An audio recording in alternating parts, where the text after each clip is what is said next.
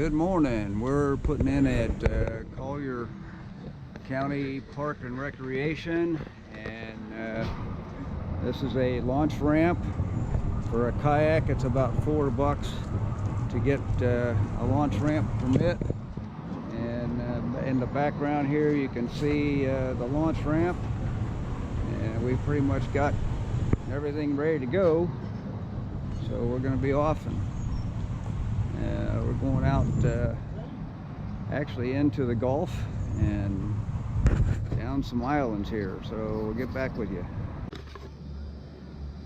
Got a boat coming across my bow here, so I'm going to hang loose a minute and maybe paddle over this way a little bit.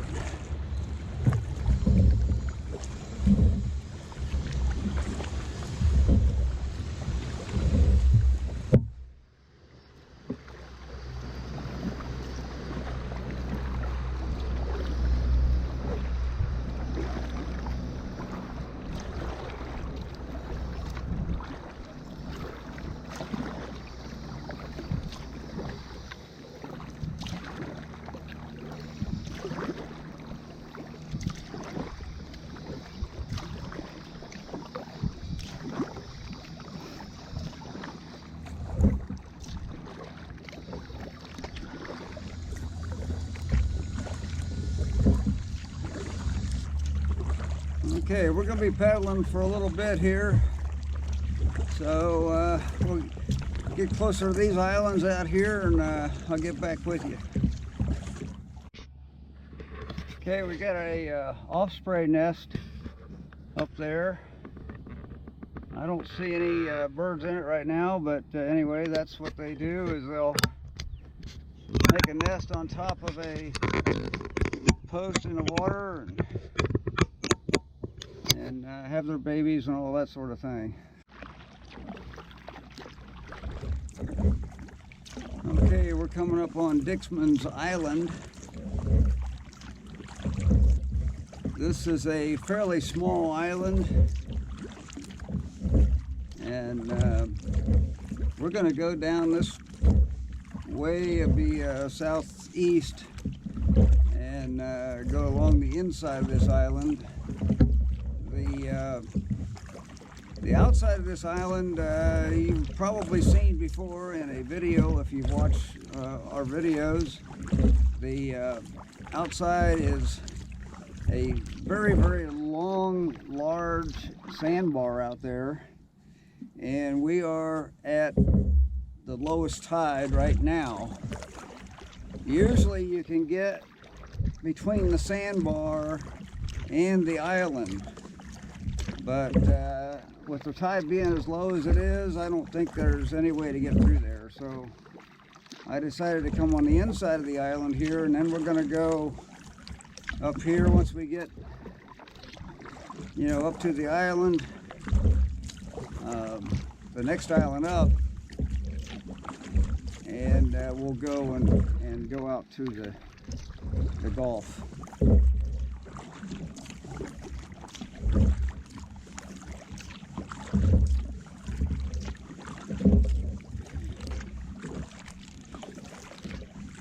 This particular island has a beach that goes from about right in here somewhere all the way around towards the Gulf side, all the way down the Gulf side. And generally speaking, there's, you know, it's not too far from Marco, so people will be out here, but ordinarily you won't see more than maybe a dozen over the whole island.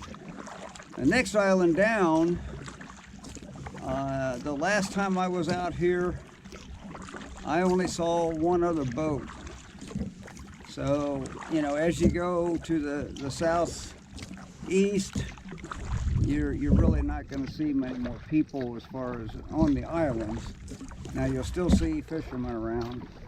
It's a good fishing area right in here because you're right off of the ocean, and the fish can come in and, you know, find some food, and if they want, they can go back out into the Gulf. So it's a pretty good sanctuary in this particular area.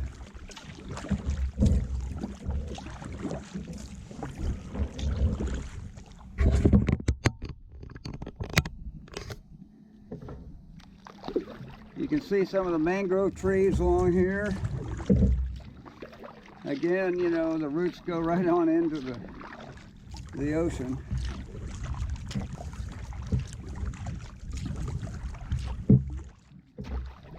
I'll try to get in here a little closer. You can actually see some dirt because the tide is so low. And I'll find a place here that you can really see it. Actually, where the roots are going into the dirt, but being the low tide, you can see a lot along here where the roots are just hanging in the air because they're below water right now.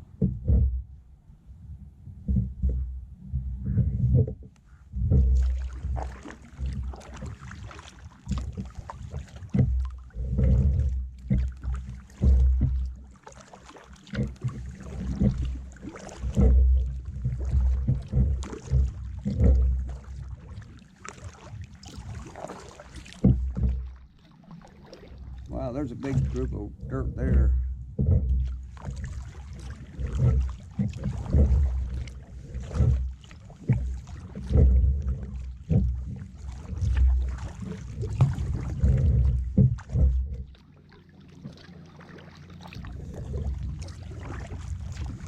Okay, we'll get down to this next island and we'll get back with you then.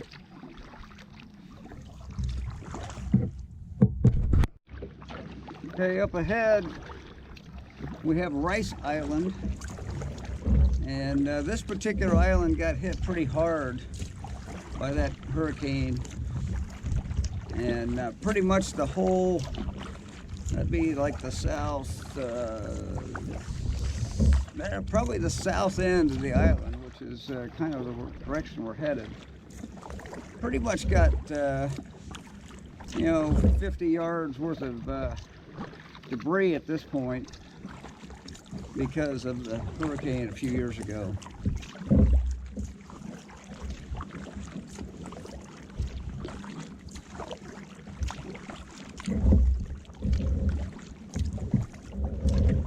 This is a little peninsula straight ahead, and it sticks out a little bit here, but anyway, you can see pretty much totally what happened to it. One time it had a lot of trees on it, and of course now there's basically nothing there anymore.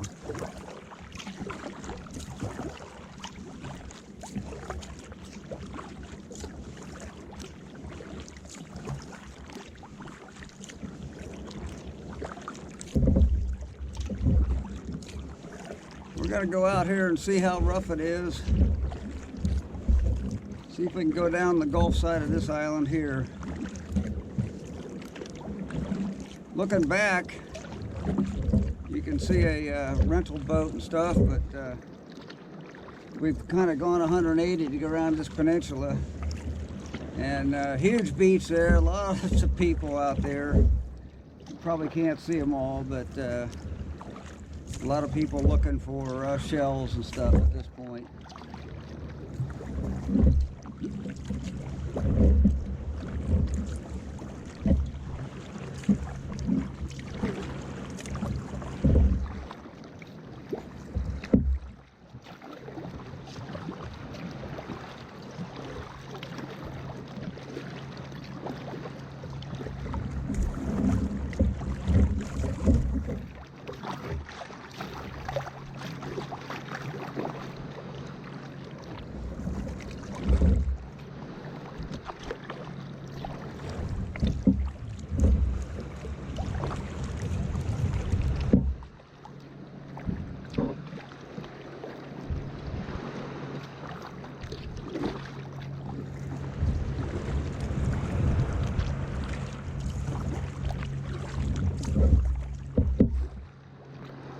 Okay, well, we got some pretty good swells here that are, you know, kind of hitting against the beach there.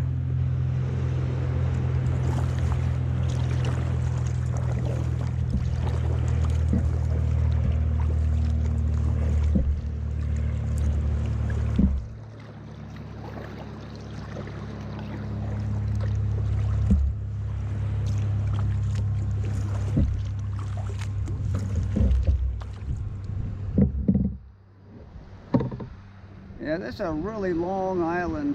I think with these swells, if it gets worse while we go on down there, I think it'd be better off just to go ahead and go on the inside. Anyway, you can kind of get an idea of what the island looks like here. You can see some devastation along the shoreline. We're going to swing around and go out the other way and go on the inside of the island.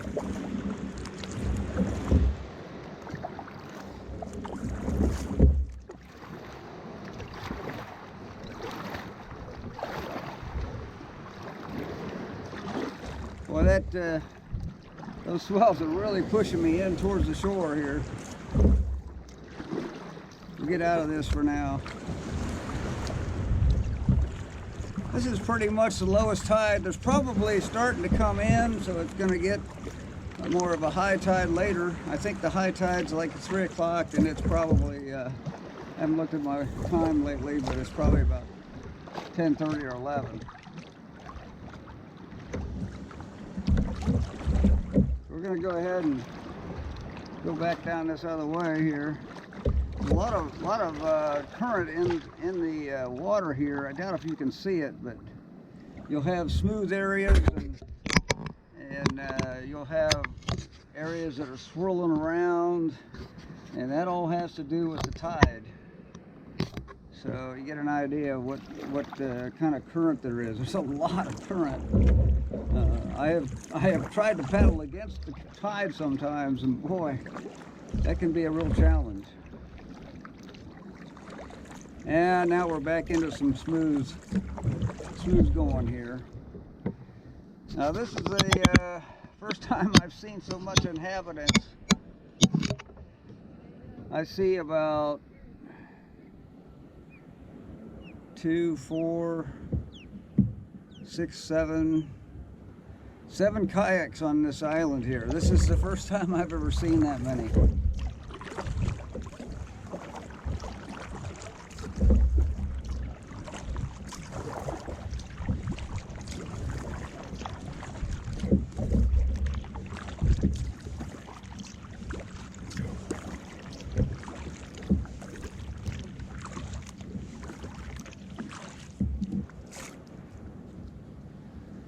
This area is an intercoastal waterway, and boats can go out there, although it's pretty shallow right at the point between the two islands. But there is markers for boats to follow so that they stay in a channel. And anyway, they can, you know, travel down through there, and then they can also, you know, go off into bays and stuff and go fishing. And I think this is a pretty good area, really, for fishing, and it's close to Marco, so they don't have to travel very far.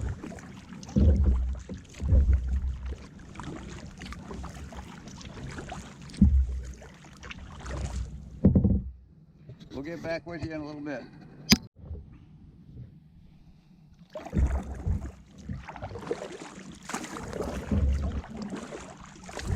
Okay, we're still on Rice Island area.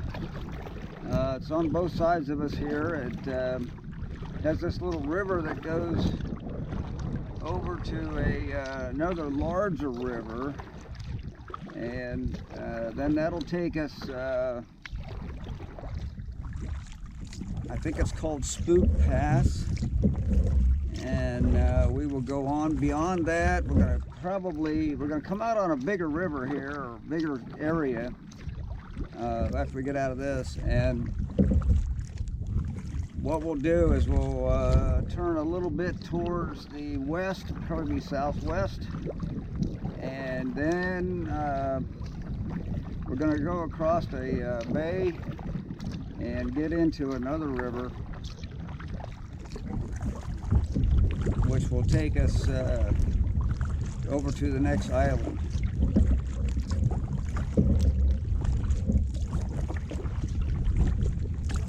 Got a little headwind here going down this river, but On the other side of the coin, it looks to me like there's just a little tiny bit of current going in our direction, so I'm probably not gaining anything.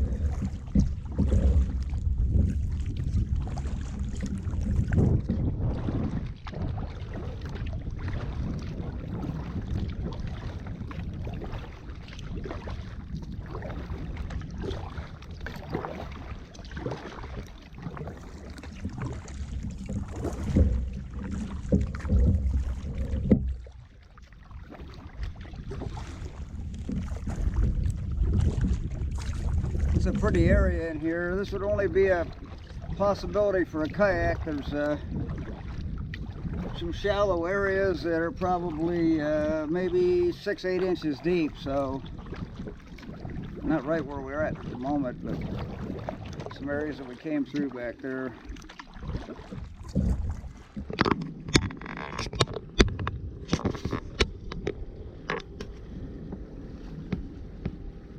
I don't know if you saw that or not, but if you did, that was an osprey.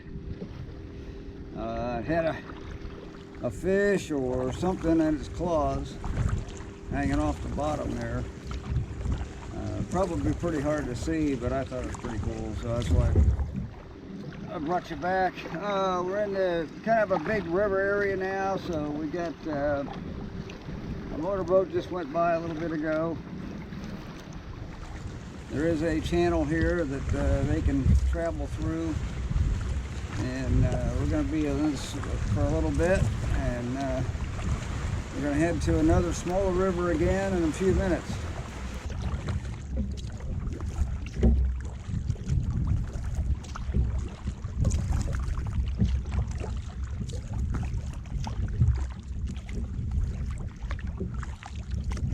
He's going up there, and he just landed on a tree.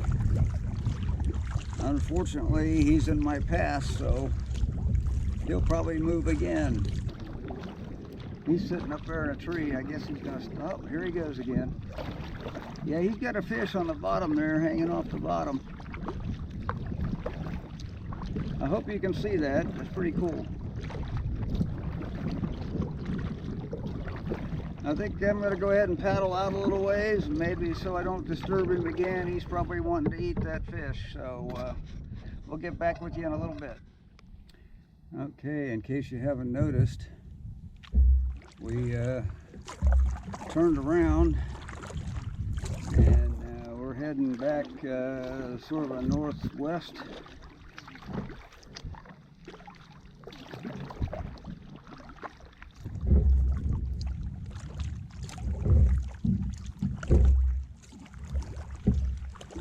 Saw a bird come in over here, and we couldn't tell what it was. It looks like a more like a vulture type bird. Need to find out all the names of birds. There's an osprey. He just took off.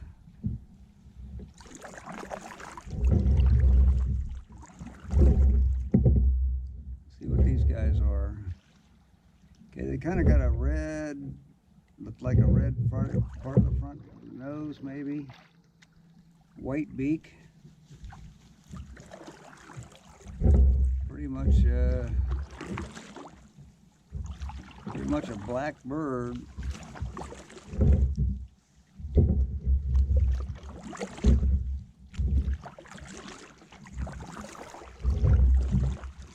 I have to get one of those bird books, I guess.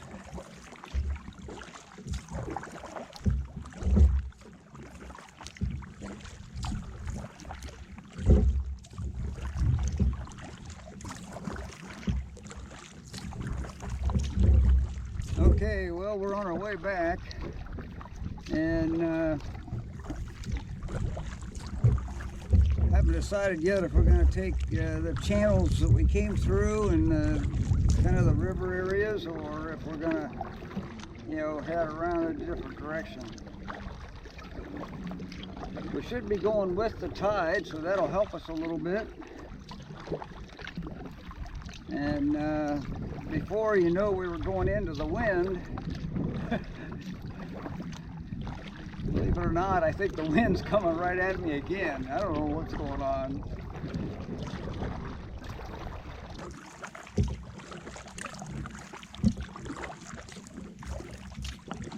Certainly a beautiful day. There was some clouds earlier and it kind of almost totally gone back to blue sky.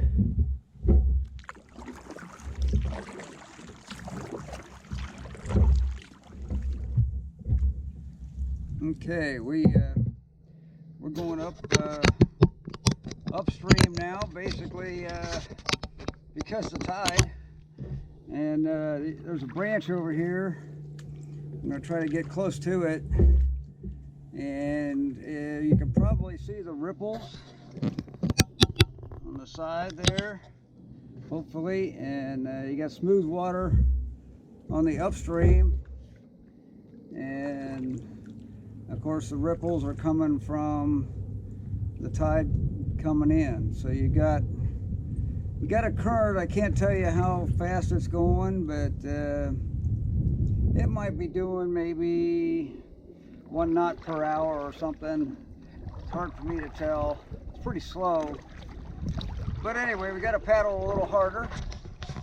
So that's what we're going to do. And once we get out of this, we're in a big bay again. So you're really not going to notice the current in the bay. But this will probably just a little bit of a different look than what you had going the other way. We went down this river, or up, or whatever, depends upon the tide, I guess.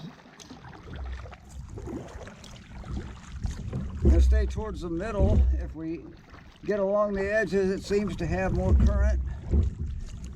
This kind of curves around to the left, and way over on the right side, the current would probably be worse because the water will push towards the direction of the rounded corners, if that makes any sense.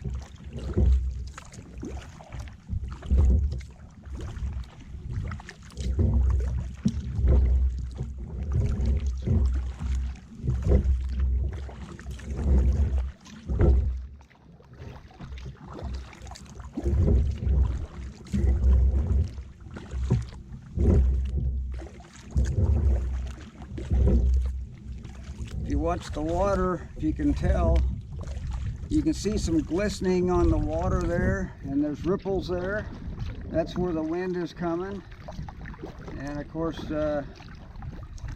you know, you'll probably hear that wind in a minute, maybe a little bit.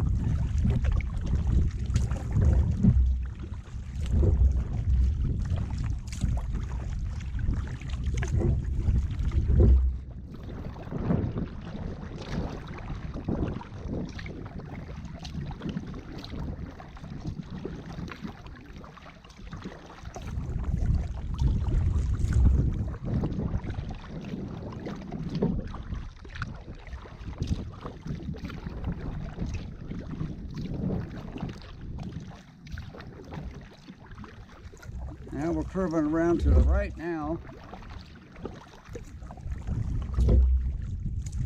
I see the current on these tree limbs that are in the water, and I'm not going to take you over there, but I'm looking at the limbs over on the other side, which is the rounded side, and it looks like there's a fair amount of current over there.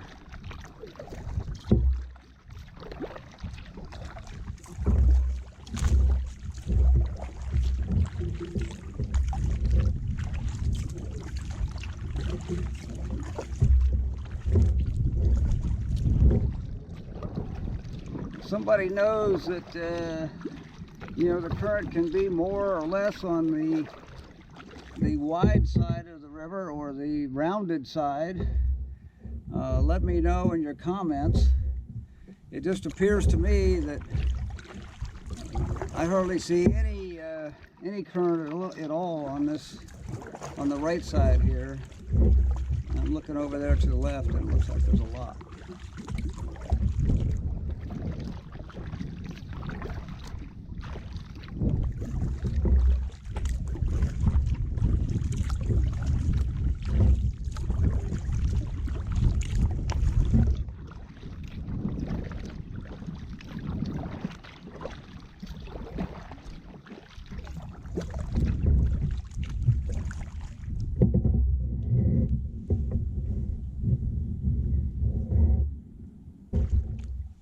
Okay, I came over here to the left side of the river.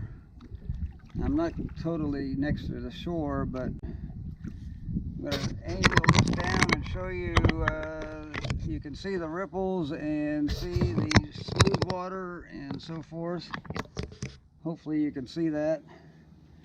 And now we're going to go over to the right side.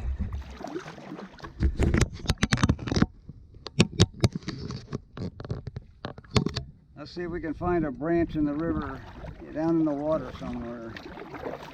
Of course, looks like they're all going to be above the water here right now.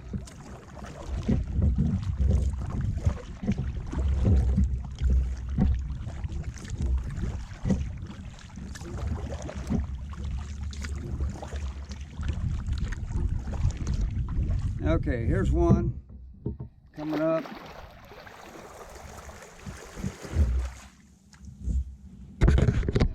Down over there so you can kind of get an eye. Now you can see that one. Let me get closer here.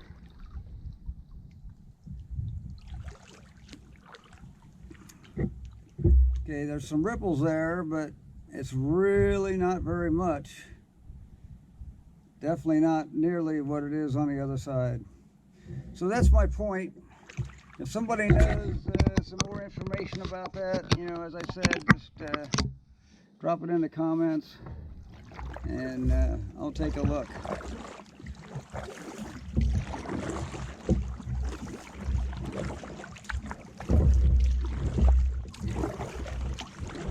All right, we're going to be on this for a little bit, and then we're going to come into a big bay, and we're going to travel along the peninsula for a while. So we'll get back to you when I find something more interesting.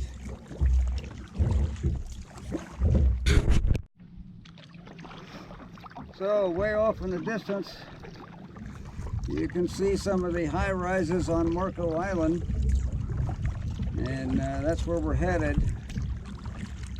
I'm going to throw a guess at 2 to 2.5 miles, and we'll be pretty close to where we have to take out.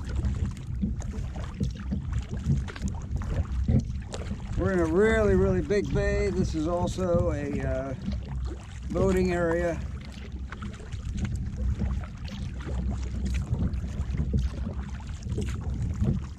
I guess I should say motor boating area.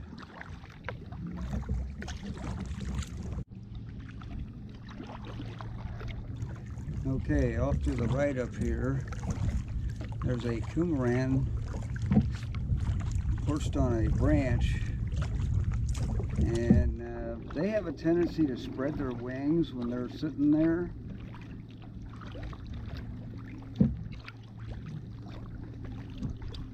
I think we're going to scare him off here, but maybe you'll get a chance to see him before he flies away.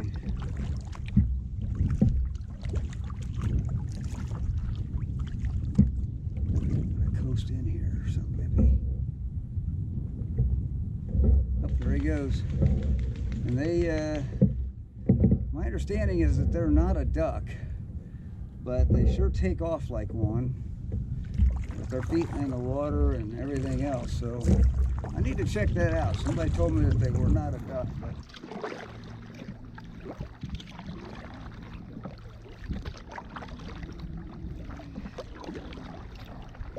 and what I've been also told is that they will eat up to 5 pounds of fish per day.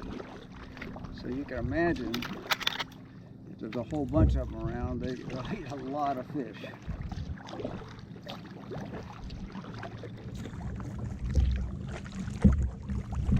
Okay, we're still getting closer.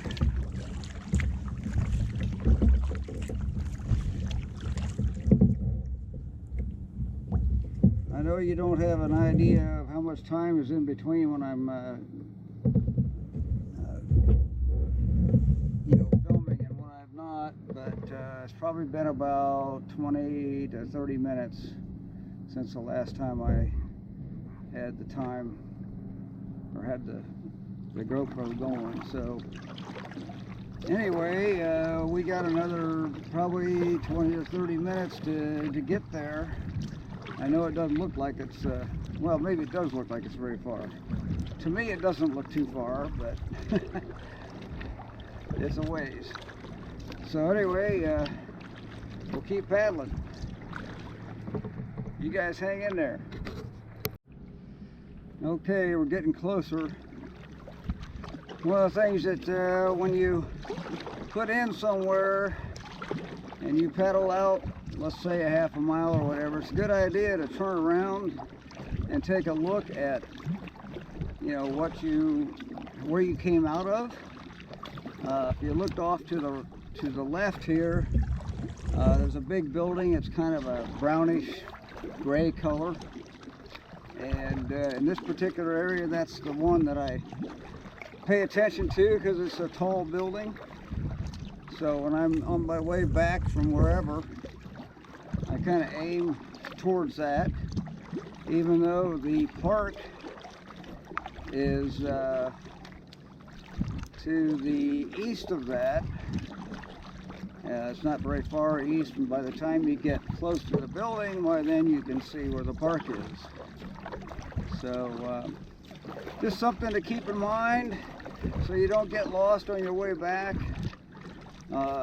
In the 10,000 islands, I guess my opinion would be is if you aren't paying attention, you could easily get lost.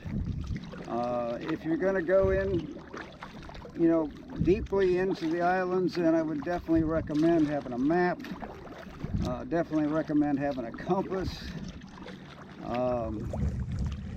If you have a phone, you can probably put Navitronics. I believe that's an app, and you can buy that particular area, the 10,000 islands, and that would help you determine where you are, and you can zoom in on that and tell, you know, different areas. One of the easiest things that I do is to watch like the points, the peninsulas where they're sticking out, and then, you know, you can determine that off of your map to where you are. Really good idea to keep a good, you know, record of where you've been and where you are. There is a trail that you can go. It starts in Everglades City, and you can paddle all the way down to Flamingo, which is it's 100 miles. Hard to tell you exactly where it is. It's pretty much at the tip of Florida, and you can paddle all the way down there. There is some camping spots, some of them on beaches, some of them on what they call chickies, which is a raised platform that you can stop at and pitch your tent on. It's a wooden platform. So those are some options if you really want to, you know, go for a wild trip. Why I say that's a good one to go on. 100 miles, you know, depending upon how much you kayak and how fast you are. I mean, you could probably do that, you know, in 5 days without too much trouble. It'd be, you know, 20 miles a day. You know, it just depends upon what you want to do. I mean, if you want to do a lot more sightseeing and stuff like that, then, you know, it's probably going to be a 7-day trip.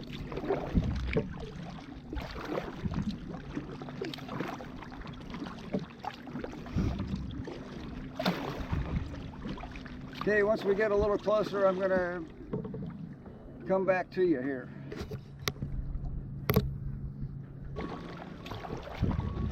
Okay, we're getting back to Caxambas Park here.